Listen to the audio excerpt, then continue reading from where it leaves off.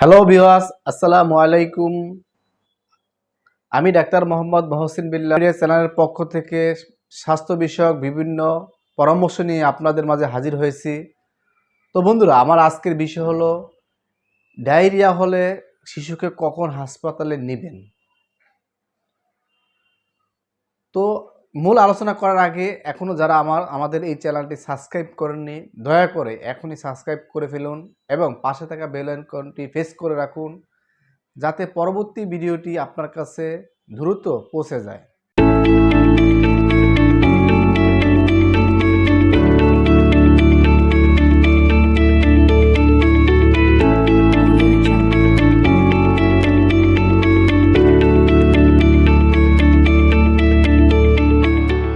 Diarrhoea পেশেন্টকে কখন আপনি হাসপাতাল নেবেন। কিছু ডায়রিয়ার ক্ষেত্রে শিশুকে দ্রুত হাসপাতালে ভর্তি করাতে হয়, নচেৎ সে ঝুঁকিতে মধ্যে পড়ে। কিন্তু কখন হাসপাতাল নেবেন বা নিতে হবে সে বিষয়ে অনেকে অবগত নয়। সাধারণ যখন শিশুকে হাসপাতালে দ্রুত ভর্তি করে চিকিৎসা দেওয়ার প্রয়োজন হয়, তা হলো খুব বেশি পানির মতো পাতলা পায়খানা অনবরত হতে থাকলে, শরীর অতিরিক্ত পানি শূন্যতা হয়ে নিস্তেজ হলে, প্রস্রাবের পরিমাণ কমে গেলে এবং একেবারেই প্রস্রাব না হলে, মুখ ও জিহ্বা শুকিয়ে গেলে, স্যালাইন বা অন্য কোনো খাবার একেবারে খেতে না পারলে, খুব বেশি বমি করলে, এমনকি স্যালাইন খেলেও বমি হলে বা এই অবস্থায় বেশি খারাপ মনে হলে দ্রুত হাসপাতালে ভর্তি করাতে হবে। কিছু ভুল ধারণা, আমরা যে ভুল ধারণাগুলো নিয়ে আসি, যেমন শিশু ডায়রিয়া হলে অনেকে খাবার দাবার কমিয়ে দেয় বা নানান বিধি নিষেধ আরোপ করেন, যা মোটেও ঠিক নয়। অনেকে ডায়রিয়া হলে শিশুকে মায়ের বুকের দুধ খাওয়ানো একেবারেই বন্ধ করে দেয়। এটাও শিশুদের জন্য বিপজ্জনক একটা ক্ষতিকর বিষয়। বমি হলে অনেকে স্যালাইন বন্ধ করে দেয়, তা করা যাবে না। বমি হলে অনেকে স্যালাইন বন্ধ করে দেন, তা করা যাবে না।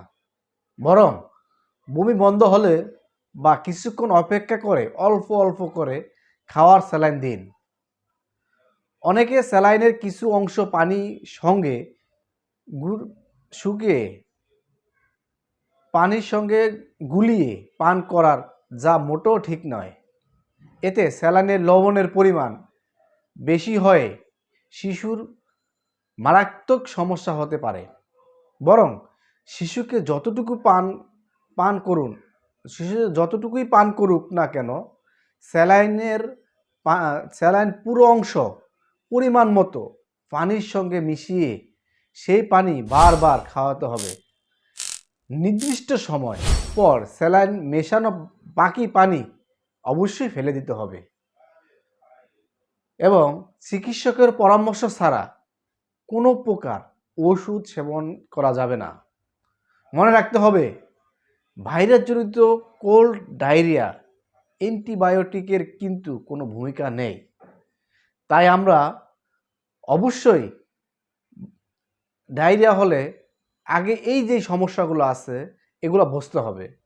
বোঝার পরে যদি মনে করি যে না, অবশ্যই শিশুকে হসপিটালাইজ করা লাগবে, অবশ্যই নিতে হবে। তো বন্ধুরা, আজকের মতো এই পর্যন্তই।